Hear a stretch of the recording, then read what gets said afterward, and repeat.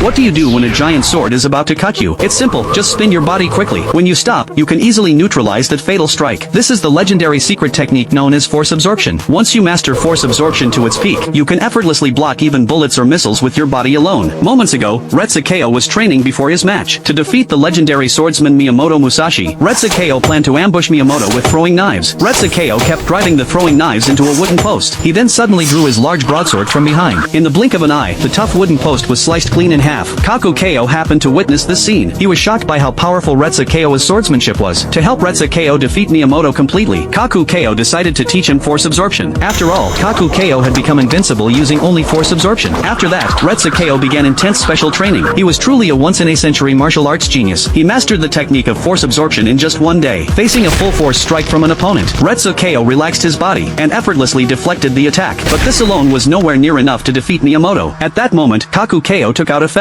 He blew the feather high into the air. He then slashed fiercely at the feather with his broadsword. Strangely enough, the feather was completely unharmed. This was the highest level of force absorption. Retsukeo seemed to understand. He began imagining his body as a feather. Eventually, his body truly became as light as a feather. To test Retsukeo's progress, Kakukeo raised his broadsword and slashed violently at him. But in the next moment, Retsukeo's body spun rapidly. When he stopped, the sharp blade did not injure Retsukeo at all. Kakukeo hugged Retsukeo in excitement. He was certain that with Retsukeo's current strength, he could easily defeat Miyamoto Musashi. Just then, Anabu walked over. In his eyes, force absorption was completely ridiculous, because Miyamoto Musashi's sword speed was absurdly fast. In the instant a leaf fell, Miyamoto sliced the leaf in half with lightning speed. The entire process took only 0.1 seconds, but Miyamoto was not satisfied with the result. He had not held a sword in 600 years, and he had only regained one-third of his power. Unfortunately, Retsukeo did not believe any of it. He insisted on fighting Miyamoto the next day. Soon the match began. Facing Miyamoto's terrifying aura, Retsukeo did not waver at all. In the next second, Miyamoto swung his sword and slashed at Retsukeo. The speed was so great that Retsukeo could not dodge in time. He could only take Miyamoto's sword directly to the head. Everyone thought Retsukeo was surely dead, but strangely, Retsukeo was completely unharmed. Miyamoto had held back at the last moment. This act completely enraged Retsukeo. He thought Miyamoto was looking down on him. As if understanding Retsukeo's feelings, Miyamoto slashed at him fiercely again. In the next moment, Retsukeo's body suddenly spun rapidly. He then kicked Miyamoto's head with tremendous force. The terrifying power sent Miyamoto flying instantly. At that moment, everyone thought Miyamoto had lost his ability to fight. The crowd believed Retsukeo had won the match, but in the next second, something unexpected happened. Miyamoto had not lost his fighting ability at all. He used his belt to tie Retsukeo tightly, and that was how Retsukeo lost the match in a humiliating way.